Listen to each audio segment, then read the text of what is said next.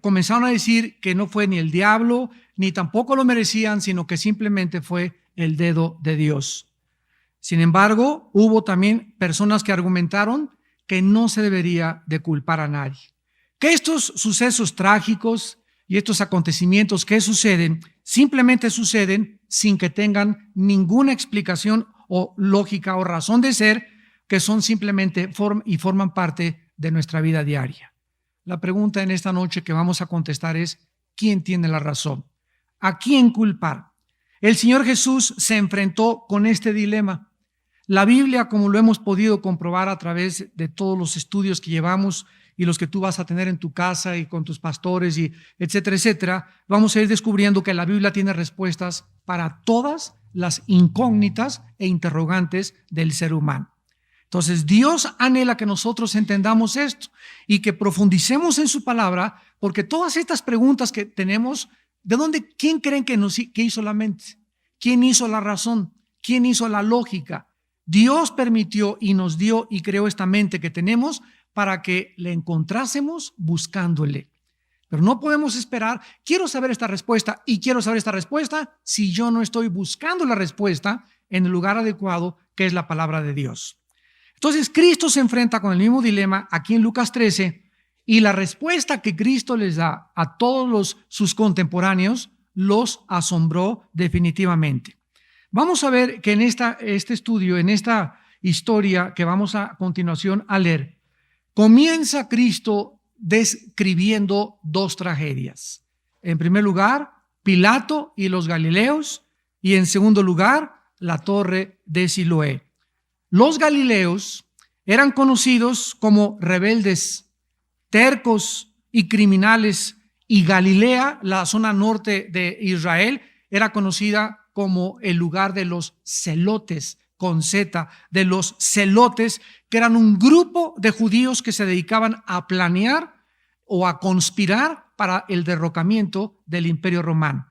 Aparentemente estos galileos hicieron algún plan o alguna conspiración en contra del gobierno romano, en contra de las autoridades romanas, y Pilato, que era el gobernador en aquella época de toda esa provincia, descubrió el complot o le llegaron los espías a decirle, y entonces él tomó cartas. ¿Qué es lo que pasó? Pilato, ya sabiendo el complot que iba a suceder, esperó que los conspiradores llegaran, y entonces estos conspiradores, cuando llegaron a Jerusalén para ofrecer sus sacrificios, Pilato los rodea con los soldados romanos y los matan a todos en el lugar que ellos se creían seguros, que era el templo judío. Como resultado de esta matanza, la sangre de todos estos celotes o de todos estos judíos se mezcla con la sangre de los sacrificios que estaban ofreciendo. Y el mezclar la sangre humana con la sangre de los sacrificios de los animales era una profanación, era un sacrilegio para los judíos, y mucho más cuando era la matanza de parte de los gentiles. Por eso dice, en aquel tiempo, algunos le contaron, versículo 1, acerca de los galileos cuya sangre Pilato había mezclado con los sacrificios de ellos. O sea, era una noticia que había llenado de vergüenza y de oprobio, estaba fresca, y se acercaron con Jesús y le dijeron: oye, ¿qué acaso esos galileos realmente se lo merecieron, verdad? Lo más seguro es que Dios los permitió que se murieran y que los masacraran porque eran más pecadores que ellos. Jesús, anteponiéndose y sabiendo lo que pensaban, les dijo en el versículo 2: ¿ustedes piensan que estos galileos, porque padecieron tales cosas, eran más pecadores que todos los galileos? Y esta es la forma y el razonamiento de pensar a través de la historia. ¿Cuántas veces nosotros hemos concluido de la misma forma equivocada? No, a ese hermano le chocaron el coche porque seguro vive en adulterio. Pues le cayó en el temblor ahí en Tlatelolco en el 85 el edificio a todos los que murieron porque seguramente eran más pecadores que otros. Y comenzamos nosotros a creernos que somos menos pecadores que los demás. Vamos a ver el segundo caso, el de la torre de Siloé, para después explicar las palabras de Jesús en el versículo 4. Cristo les da otra descripción de otra tragedia. 18 judíos sobre los cuales una torre había caído y los mata a todos. Y aquí Cristo cambia la palabra pecadores por culpables. En el primer caso de los galileos les dice, ¿ustedes creen que eran más pecadores? Versículo 2. Y aquí les dice, ¿piensan que eran más culpables que todos los hombres que habitan en Jerusalén? Esta segunda historia era también muy conocida, en la que se involucra una torre que estaba muy cerca de Jerusalén, que se llamaba la Torre de Siloé.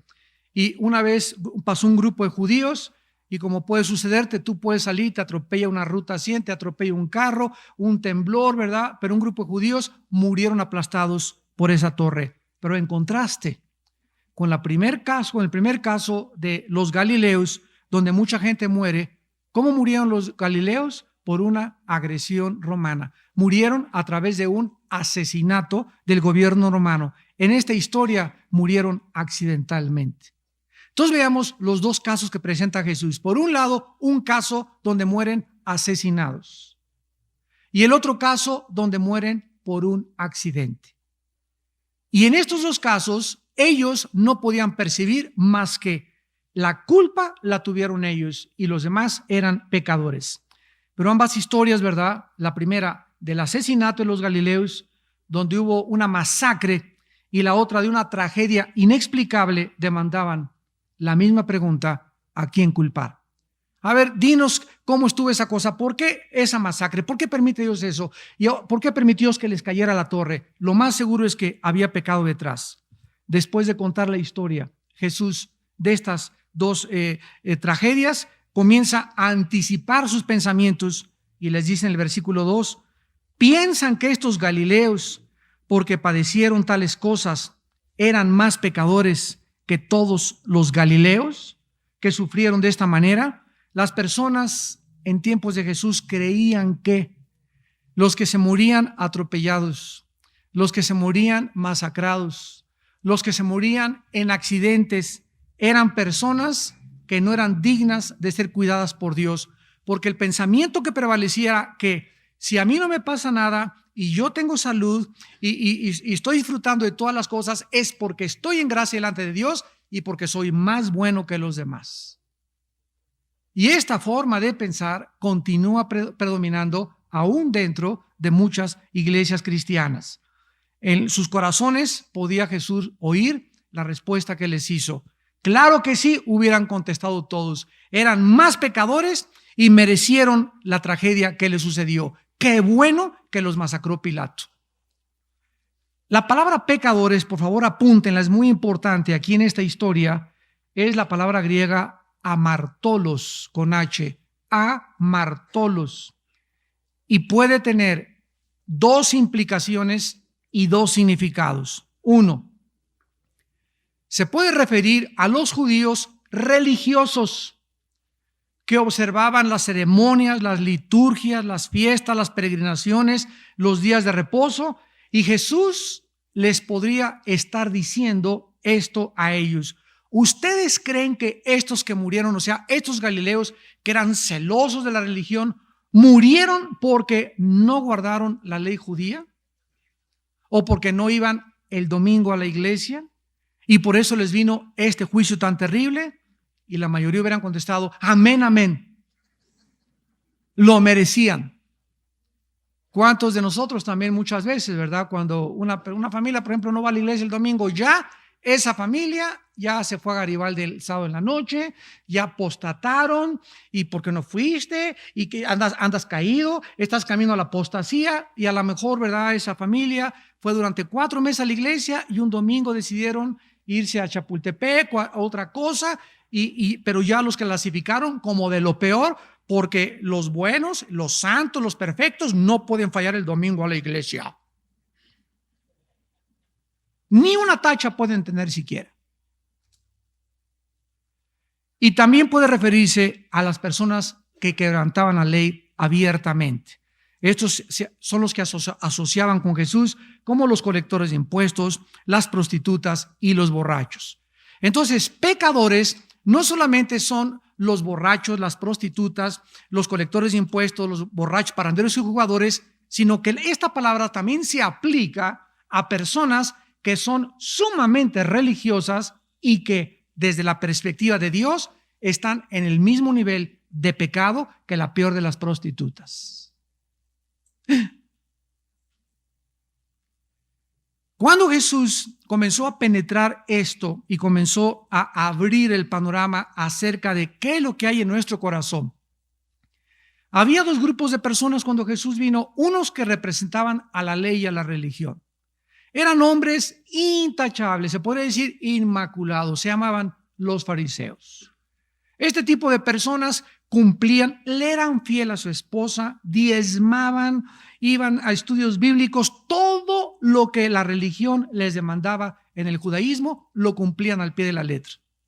Y por otro lado, estaban en la calle las prostitutas, los borrachos, los colectores de impuestos, a quienes los religiosos, por considerarse religiosos, veían como inferiores y ellos se sentían más buenos que los borrachos y las prostitutas.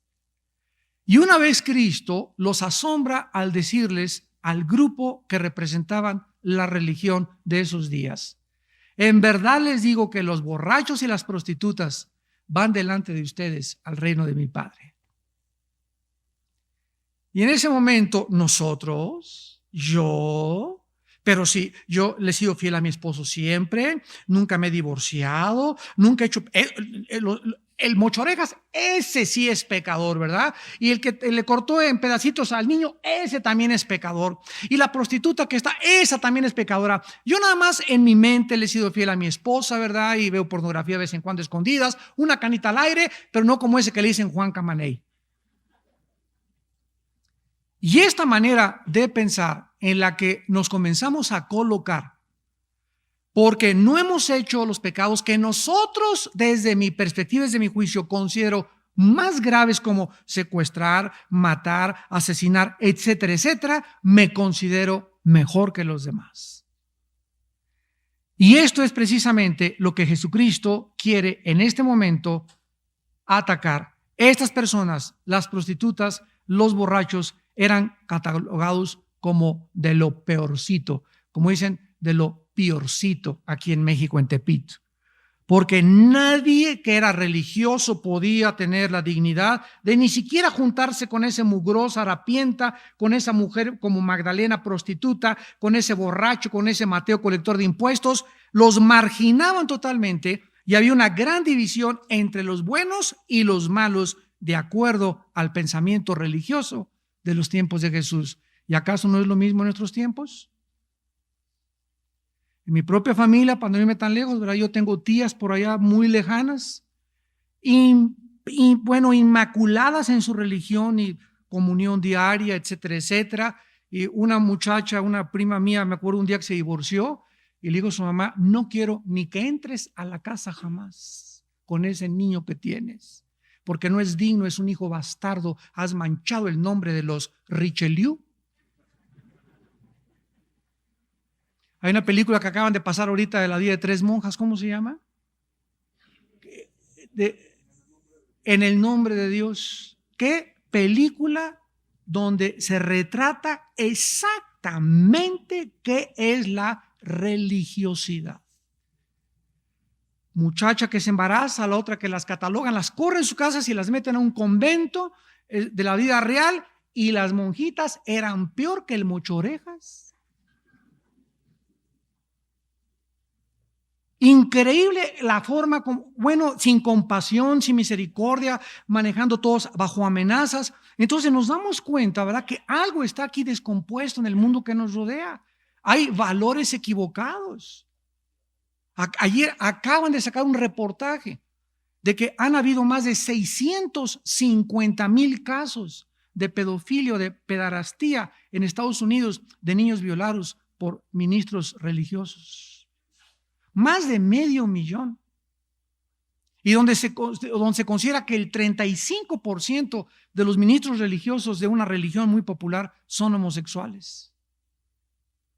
Entonces, todos estos valores realmente hacen que la gente se desilusione, se decepcione y digan: yo no puedo ser peor que el Papa, o peor que ese ministro, o peor que esa persona. Y comienzan a derrumbarse las barreras de las normas absolutas de la moral de Dios, por desconocer totalmente lo que es bueno y lo que es malo. Así que Jesús podría estarles preguntando a estas personas, ¿ustedes creen que porque estos galileos eran de la peor ralea, realmente murieron por esa forma tan trágica? ¿Porque eran de lo peor y ustedes eran de lo mejor? Los judíos le contestaron, claro que sí, precisamente por eso los masacraron y a esos por eso les cayó la torre y les fue como les fue. Hay un proverbio en Salomón que dice, nunca te goces cuando a alguien le sucede algo malo. Nunca te alegres cuando a tu enemigo le pasa algo malo. Nunca digas en tu corazón, qué bueno que le cayó ese ladrillo en la cabezota. Merecía algo peor, porque dice, no sea que a ti te suceda algo peor que a tu enemigo. ¿Qué es lo que la Biblia nos está tratando de hacer? Cambiar nuestra manera de pensar. Dice Mateo capítulo 5, si te maldicen, bendice. Si te persiguen, no guardes rencor, para que seáis perfectos delante de vuestro Padre que está en el cielo. Ahora, ¿qué se encierra detrás de esta actitud de carácter que Dios nos quiere revelar en las Sagradas Escrituras al no gozarnos cuando nuestros enemigos fracasan, les va mal o quiebran su negocio o los atropellan o inclusive se mueren? ¿Por qué no debemos tener este carácter? Porque lo que les estamos deseando a ellos, dice la Biblia que hay una ley de la siembra y la cosecha, no solamente monetariamente, sino también espiritualmente. El mal que tú le desees a cualquier persona, hay una ley que hace que ese mal te regrese a ti.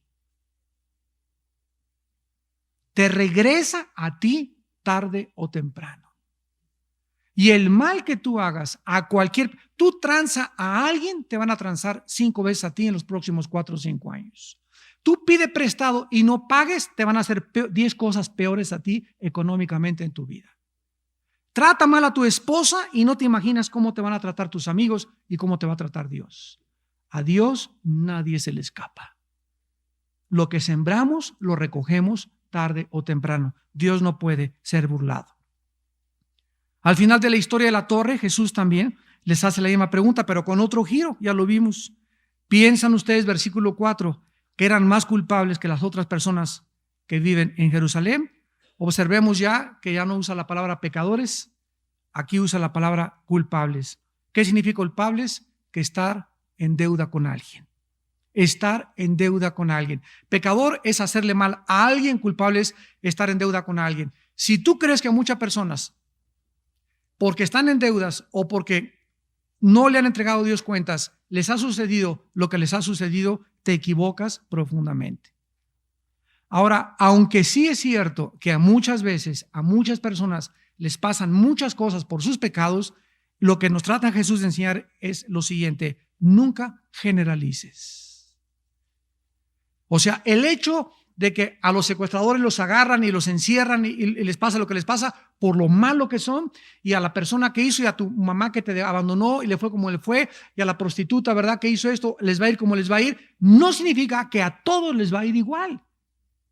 Ni que tampoco tú generalices que a todos les va a ir de esa manera, porque no necesariamente, como lo vamos a ver a continuación, es verdad en todas las personas. Vayamos al libro de Job, capítulo 22, y veamos que este razonamiento fue el mismo que tuvieron antes que los discípulos de Cristo, los amigos de Job. Job es un caso en la Biblia de un hombre recto, temeroso de Dios, apartado del mal, que verdaderamente ante la perspectiva de Dios era intachable. Oraba todos los días y era sincero, o sea, no era religioso como los fariseos, era un hombre sincero. Sinceramente amaba a su esposa, sinceramente amaba a sus hijos. Y era tan íntegro este hombre llamado Job, que vemos en el cielo, que se nos corre en el libro de Job, la cortina, y nos presenta el Espíritu Santo en el libro de Job, un escenario donde vemos a Dios y a Satanás. Aquí está Job abajo, bendecido por Dios, y en el cielo se nos corre la cortina y vemos a Dios y a Satanás.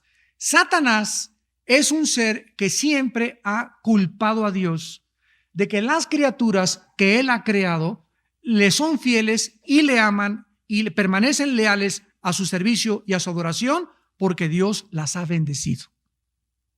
Esta es la argumentación de Satanás. Entonces, inicia este diálogo Dios cuando le dice a Satanás, ¿no has considerado a mi siervo Job? O sea, quiero decirte a ti, Satanás, que estás equivocado y te lo voy a mostrar con los demás ángeles. Este siervo que yo tengo es intachable y es justo y es leal. Y ahora te voy a demostrar que él es el mejor de mis siervos. Y Satanás aborda a Dios y le dice, ¿sabes una cosa? Otra vez te lo vuelvo a decir. Él es bueno, intachable, justo e íntegro porque le has rodeado, le has protegido. No me dejas a mí acercarme a él y así pues cualquiera te puede ser fiel. Y Dios le dice, ¿sabes una cosa? Voy a demostrar al universo entero que tú eres el mentiroso por naturaleza. Voy a quitar el cerco y te doy permiso que le hagas lo que tú quieras a mi siervo, menos quitarle la vida. Satanás se viene contra Job con todo lo que tiene, le quita el ganado, le quita a sus hijos, le quita su casa, le quita sus vestidos y además de todas las cosas que le quita la salud. Entonces, inmediatamente ante esta situación y ante este escenario, los amigos filósofos de aquel tiempo se acercan con Job, que tenían el razonamiento de no es posible que este hombre haya perdido todo. Y además, la peor de las tragedias es que le dejó a la esposa. ¿Por qué digo la peor de las tragedias, no? Porque ahí les encargo estar casado con una mujer como la que tiene a Job. Ahí les encargo.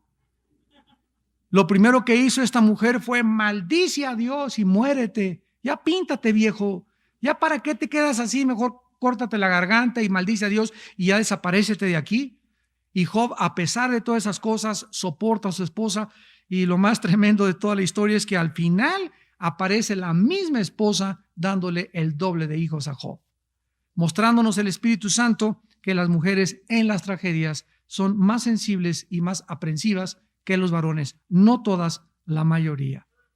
O sea, emocionalmente es más susceptible la mujer de derribarse y desanimarse que el varón, aunque repito, hay excepciones de mujeres mucho más fuertes que muchos varones, pero estamos hablando generalmente. Las excepciones no rompan las reglas. Y en Job 22, del 4 al 11, veamos el razonamiento de Elifaz temanita. ¿Y qué es lo que, de acuerdo a su concepto, le estaba pasando a Job? Dice Job 22, versículo 4, ¿acaso te castiga o viene juicio contigo a causa de tu piedad? Por cierto, tu malicia es grande y tus maldades no tienen fin. ¿Te suena conocido esto? Porque sacaste prenda a tus hermanos sin causa y despojaste de sus ropas a los desnudos. No diste de beber agua al cansado y detuviste el pan al hambriento. Pero el hombre pudiente tuvo la tierra y habitó en ella el distinguido. O sea, lo estaba acusando de calumnias y de nepotismo. O sea, hiciste a tus hermanos diputados y gobernadores y a los pobres te olvidaste de ellos. A las viudas, versículo 9, enviaste vacías y los brazos de los huérfanos fueron quebrados. Por tanto, hay lazos alrededor de ti y te turba espanto repentino. Oh tinieblas, para que no veas y abundancia de agua te cubre. Nos damos cuenta qué equivocados estaban los amigos de Job de juzgar que lo que le estaba pasando era porque ellos eran más buenos que él, por lo que a él le sucedió indicaba que él era más pecador que todos los demás. Y lo más seguro es que se había clavado el pan, no había alimentado a las viudas, no había ayudado a todos los pobres, cosas que no podían ser ciertas, ya que el veredicto de Dios, desde el versículo 1, capítulo 1, dice, mi siervo era intachable. Era perfecto y recto y temeroso de Dios. Y siempre nosotros vamos a continuar viendo este tipo de juicios dentro de la misma iglesia, donde cantidad de personas juzgan a un hombre que ha caído en pecado o a una mujer que ha caído en pecado, le ponen una X y para ellos Dios no los puede nunca volver a usar. ¿Se imaginan ustedes el caso de David, que asesina y comete adulterio y la Biblia le llama un hombre conforme al corazón de Dios? ¿No se te hace esto una contradicción?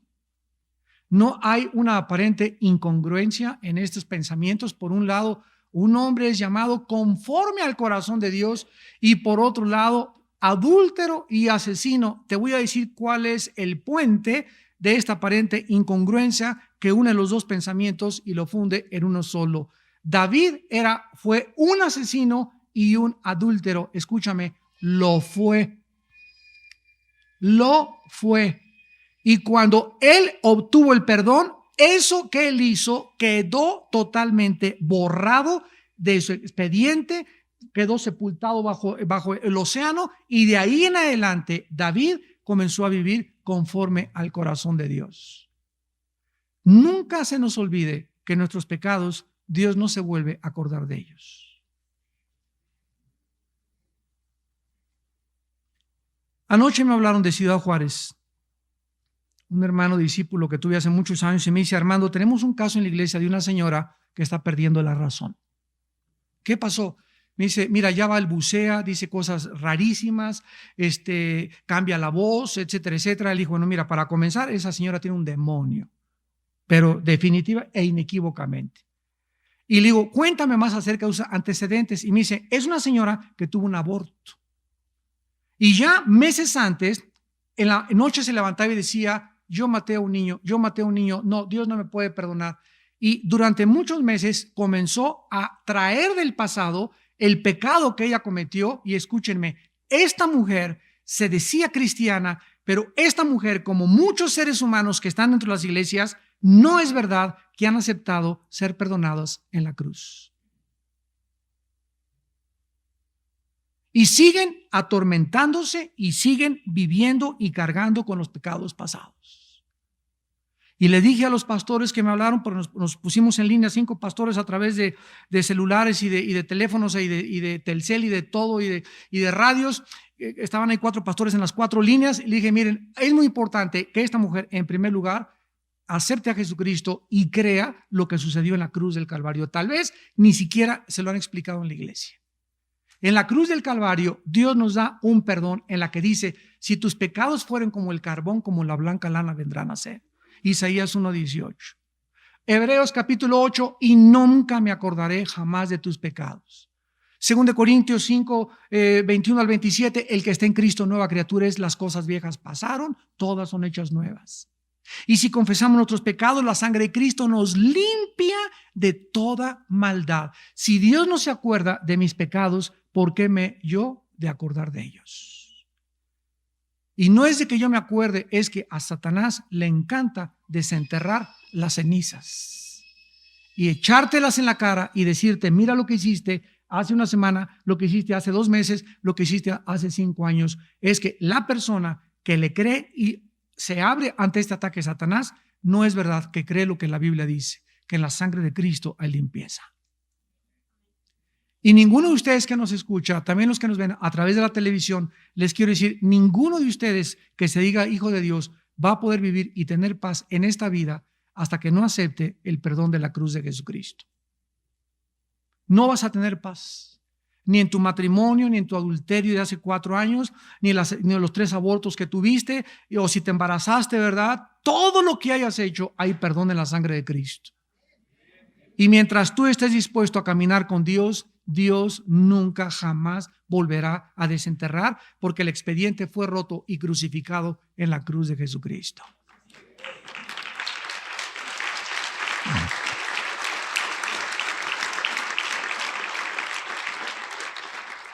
¿Por qué estos galileos murieron?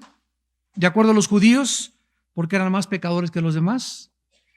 ¿Por qué murieron las 18 personas al caer la torre de Siloé? Porque eran culpables de muchos pecados.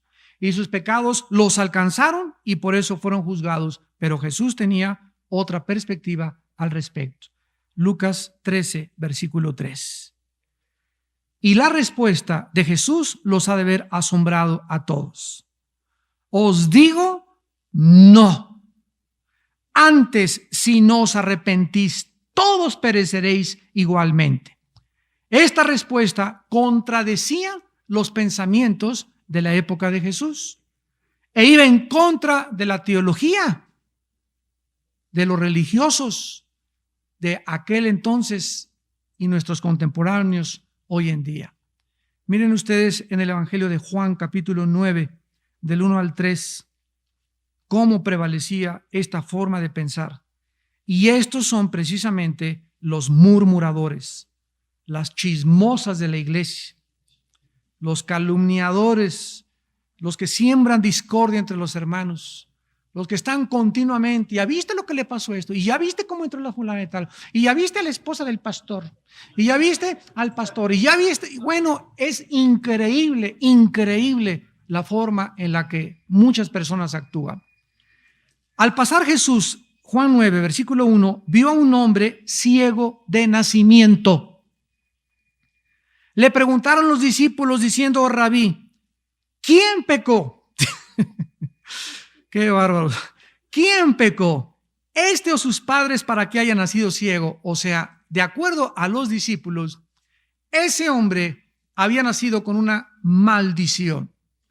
Y la ceguera, porque nació con síndrome de Down, porque nació con cojito, porque nació con un pie equinovaro, porque nació sin una mano, porque nació con una oreja más grande, es porque hay pecado en él o en sus padres. ¿No es verdad que así hemos pensado?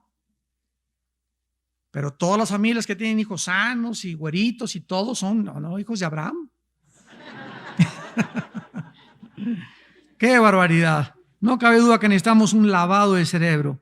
Respondió Jesús: no es que pecó ni sus padres, sino para que las obras de Dios se manifiesten en él. O sea, en ese momento, ese niño que ahí estaba ciego de nacimiento iba a ser sanado por Jesús. Y Dios había permitido que naciera sin la vista para que 4 o 5 años después viniera el Mesías y él manifestara a través de su ceguera el poder sobre la vista. Esta era la forma que prevalecía de todos los judíos, de todos los discípulos y de todas las personas que seguían a Jesucristo. Y repito, es el mismo pensamiento de nosotros hoy en día. Yo conozco por lo menos que el 95% de las familias que tienen hijos con síndrome de Down, esos niños han venido a ser los ángeles de ese hogar. Los ángeles de ese hogar. Qué terrible noticia cuando nace, tu hijo va a tener esto, aquello, y Dios mío, no sabemos qué hacer. Y lo primero que pasa por nuestra mente es: qué vergüenza, qué dirá la gente. O un niño descerebrado, ¿verdad? O un niño con parálisis cerebral. Hasta mucha gente, yo los veo caminar en las plazas públicas, les da vergüenza andar con sus hijos así. ¿Por qué habría de darles vergüenza? Porque la gente tiene la clasificación de las palabras de las personas bien parecidas, los fuertes, los guapos, las bonitas, que son los bendecidos por Dios. Es la forma de pensar de los seres humanos que Dios nos quiere cambiar. Todos nosotros hemos leído historias, sobre todo, ¿verdad?, en el siglo XXI, y sentimos algo de alivio, porque cuando algo va a suceder en nuestra vida, no significa que seamos necesariamente pecadores, ni que te atormentes porque me pasó esto, porque me pasó aquello, etcétera, etcétera. Si tú tienes paz en el momento de que te van en la ambulancia, si tienes paz en el momento que a tu suegra le cayó todo el techo de un edificio, o a tu esposo, ¿verdad?, o tu hijo, o lo que sea, etcétera, etcétera, en ese momento hay las dos perspectivas, ¿verdad? Puede ser que sí y puede ser que no. ¿Quién es el juez? Es Dios. Estas buenas noticias acerca de las tragedias y la forma como obra Dios va a darles en esta noche, y a través de los que nos ven por la televisión, otra perspectiva verdaderamente de la vida. Estas buenas noticias que Jesús les daba siempre estuvieron seguidas de malas noticias. Jesús les dice en Lucas 13:5, si no se arrepienten, todos perecerán igualmente. La pregunta relevante, y aquí terminamos, no era ni es a quién culpar, sino ¿y tú qué onda? La pregunta es ¿y qué acerca de ti? ¿Estás tú listo para morir? ¿Sabes tú cómo vas a morir? A lo mejor peor que las personas que tú estás criticando. ¿Crees tú que tú no mereces morir de esa forma? ¿Que tú vas a morir como blanca palomita con una mandarina ahí en tu cama y con aire acondicionado y todo en un hospital sin que sufras nada? ¿Te crees realmente? ¿Te crees tú realmente más bueno que los demás. El asunto no es acerca de los demás, sino acerca de nosotros mismos. En esta breve declaración, Jesús nos revela, para terminar, 3 verdades. Número 1, todos somos pecadores. Es fácil, ¿verdad?, ver que lo que sucede a los demás y los pecados que comete la gente, pero es más difícil reconocer en qué situación me encuentro yo delante de Dios. En el libro de Romanos, vamos a Romanos capítulo 3, el apóstol Pablo nos enseña que existen 2 clases de pecadores. 2 clases de pecadores. Los pecadores religiosos, como ya lo vimos, y los no religiosos, pudiendo ser los religiosos más pecadores que los mismos pecadores de pecadores. ¿Saben ustedes, en el nombre de la religión, qué fue lo que hicieron en los tiempos de la Inquisición? ¿Quiénes eran los asesinos? Los religiosos. ¿Quiénes son los radicales terroristas en el Medio Oriente? Los religiosos radicales. Miren ustedes lo que el hombre es capaz de hacer en el nombre de Dios. En el nombre de Dios. Dice en Romanos capítulo 3, versículo del 9 al 11, que pues, ¿somos nosotros mejores que ellos? En ninguna manera. Pues ya hemos acusado a judíos, o sea, a los religiosos, y a gentiles, que todos están bajo pecado. Como está escrito, no hay justo ni aún uno. Aquí se incluye San Cirindano, Santa Inés, Santa Catarina, tu madrina, la monjita, tu cuñado, al arzobispo, y tu padrino, el cardenal. No hay quien entienda, no hay quien busque a Dios. Este pasaje, ¿verdad?, de Romanos es una radiografía de Dios, y de acuerdo a Dios, todos estamos bajo sentencia de muerte. Dice Romanos 3, versículo 20. Ya que por las obras de la ley ningún ser humano será justificado delante de él, porque por medio de la ley es el conocimiento del pecado.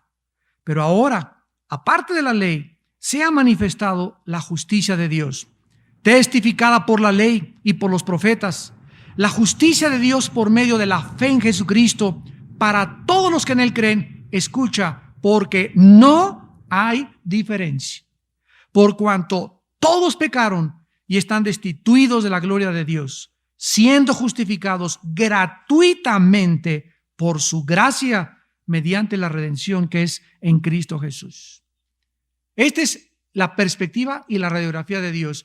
Tanto los religiosos como no los religiosos, los que nacieron católicos, los que nacieron protestantes, mormones, del Islam, budistas, no importa que tú tengas la foto del Papa en tu casa o sea la peor de las prostitutas, todos estamos bajo el pecado y bajo sentencia de muerte.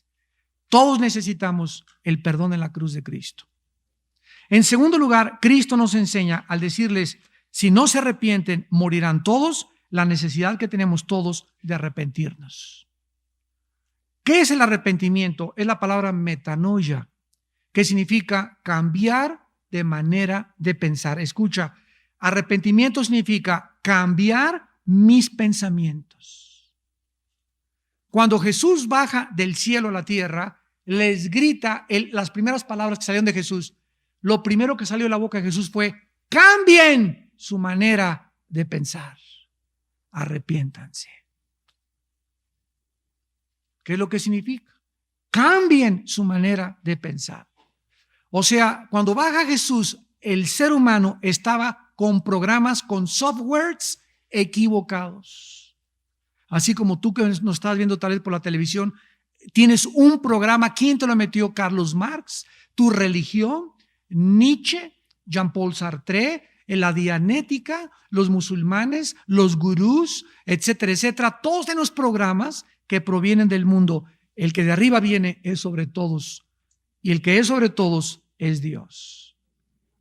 Y Jesús dijo, yo vengo a revelarles la verdad. Y el día que ustedes conozcan la verdad los hará libres. Todos necesitamos cambiar nuestra manera de pensar. Una vez una persona me dijo, Armando, a ti te lavaron el cerebro, y les dije, bien que lo necesitaba. La pregunta es, no quién me lavó el cerebro, sino a ti quién te lo lavó, le contesté. A mí me lo lavó Jesús. Y la Biblia me lo sigue lavando todos los días. Porque la palabra de Dios dice que si no cambiamos nuestra manera de pensar es porque no estamos arrepentidos. Si tú dices que eres cristiano y sigues con los mismos prejuicios religiosos, con el mismo juicio, con la misma religiosidad, con la misma murmuración, ¿cómo es posible que digas que eres cristiano? Si el cristiano es una persona que ha renovado sus pensamientos, su perspectiva de ver la vida, su perspectiva de ver la persona, ¿cómo puedes decirte que eres cristiano y deberle dinero a alguien? ¿Cómo te puedes llamar cristiano y transar a tu prójimo? Eso significa que sigues pensando que el que no tranza no avanza. Esa es la filosofía de la mercadotecnia y del mercantilismo que vivimos, pero Jesús viene y me dice, el segundo mandamiento es, ama a tu prójimo como a ti mismo. En esto está cumplida toda la ley de los profetas. Entonces, Dios nos expone, nos desnuda totalmente delante de su ley. Y en tercer lugar, debemos arrepentirnos cuando hay tiempo. Después de contestarle la pregunta de la culpa, y habiendo hecho ya el llamado al arrepentimiento, veamos la parábola que Jesús les cuenta en Lucas 13, versículo 6. En esta parábola, nosotros somos la higuera. La persona que viene a buscar el fruto es la muerte. Y Dios es el jardinero.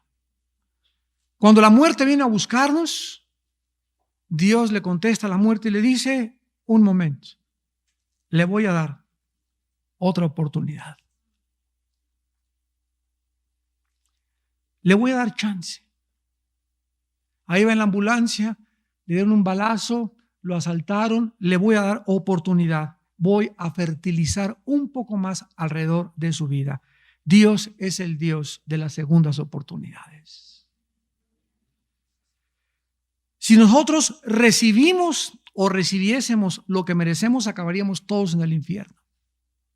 Pero Dios es paciente y Él trabaja en nuestras vidas continuamente esperando que nosotros nos arrepintamos. Como dice en 2 de Pedro 3:9, porque Dios no retarda su promesa, sino que es paciente para con nosotros, no queriendo que ninguno perezca, sino que todos procedan al arrepentimiento. Dios anhela que tú y yo en esta noche que le estamos escuchando puedas entender que tal vez es la última oportunidad que Dios te da de oírle. Dios es el Dios de la última oportunidad y dice la Biblia aquí en Lucas 13, versículo 8, Él respondió, Señor, déjala otro año y si diere fruto, bien, y si no, la cortarás después. Todos nosotros estamos viviendo tal vez en esta noche la última oportunidad. Tú que me escuchas allá a través de la televisión, tal vez esta es la última vez que Dios te habla. ¿Sabes cuál es nuestro problema? Que no sabemos si fue la última oportunidad. Ese es el problema.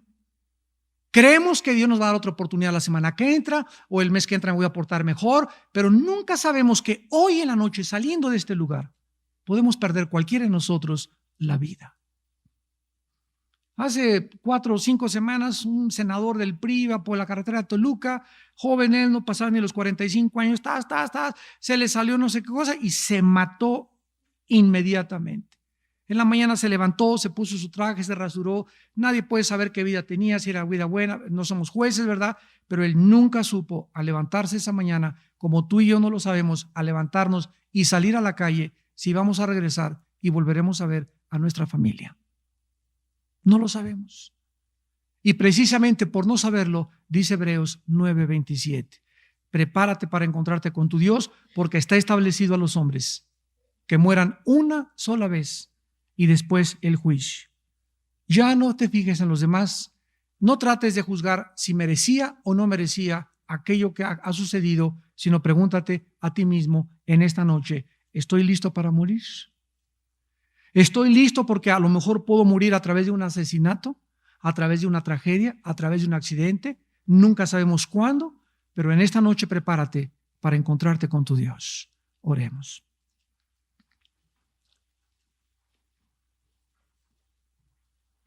Y le dijo al viñador: hace 3 años que vengo a buscar fruto en esta higuera y no lo hallo. Córtala. ¿Para qué inutiliza también la tierra? Oh Dios, tú estás hablándole a mucha gente en este momento y le estás diciendo: hijo, hija mía, tengo muchos años esperando que des fruto. He buscado en tu vida la santidad, que es el fruto más grande que podemos tener. He buscado en tu vida y te he esperado que cambies tu actitud con tu esposa, que cambies tu actitud con tu esposo, con tus hijos, con tus empleados, con tu prójimo. Y no me has hecho caso. La ley y la justicia que he establecido en el cielo, dice el Señor, me obliga a actuar con justicia, pero siempre a la justicia se antepone mi misericordia. Porque Dios es misericordioso. Su misericordia es más alta que los mismos cielos. Y antes de que Él ejecute juicio contra nuestra vida, nos espera y nos da otra oportunidad. Él respondiendo le dijo: Señor,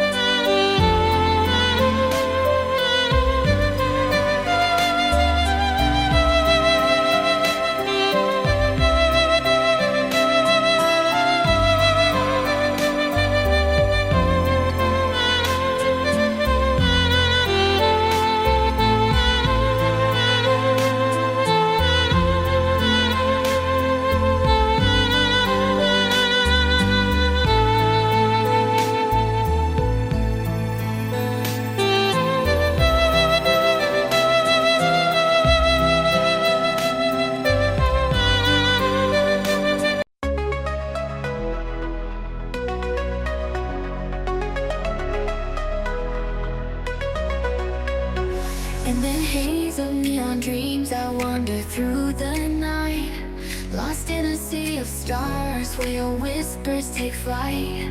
Electrified emotions, they dance around my heart in this digital garden where we never have to part.